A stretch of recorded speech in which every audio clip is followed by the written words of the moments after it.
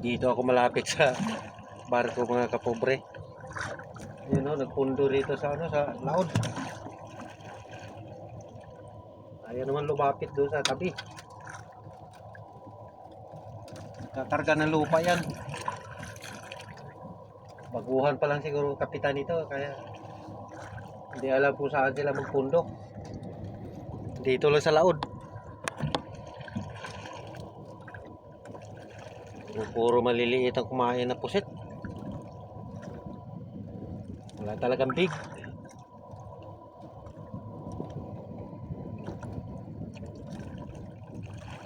Ay, kanina pa ko hanap ng nagkakain. Wala talaga. Meron naman kumakain maliliit. So, maliit na mga pusit. Pero madala naman ito sa timbang.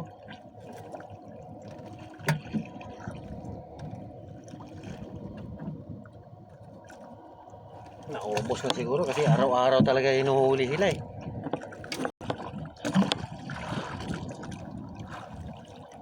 Walang pagbabago.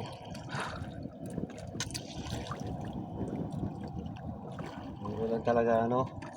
Yung pinakamalaki ito lang, small. Small at saka US lang yung nahuli ko. Malalaki. Maya uwi na ako. Oh, maliit pa rin.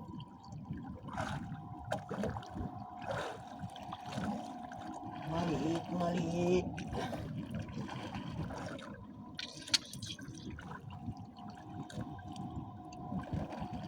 May ipon din yan. 4 na piraso na. Marami naman akong nahuli na maliliit din. Nandito. Oh, ito. Nadagdagan na naman. Ay, sus! Napunit. Ay! Sayang. Bumalik. Talagang gutom ito kasi bumalik pa. Kahit nasugatan na.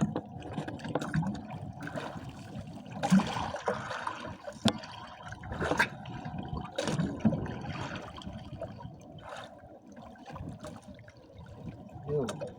Bumalik pa kasi. Yan, nahuli tuloy. Nadali ka tuloy. Sa timbangan ang abot mo.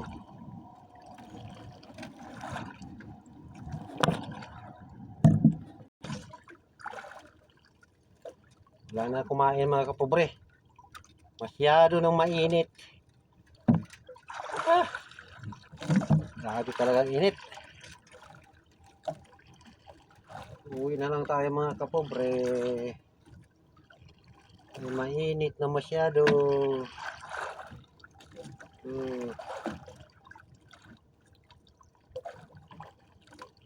Sayang lang itong bato. Wala naman kumain. Ay, buti pa uwi na lang. Imbis uwi na ako, kumain tuloy.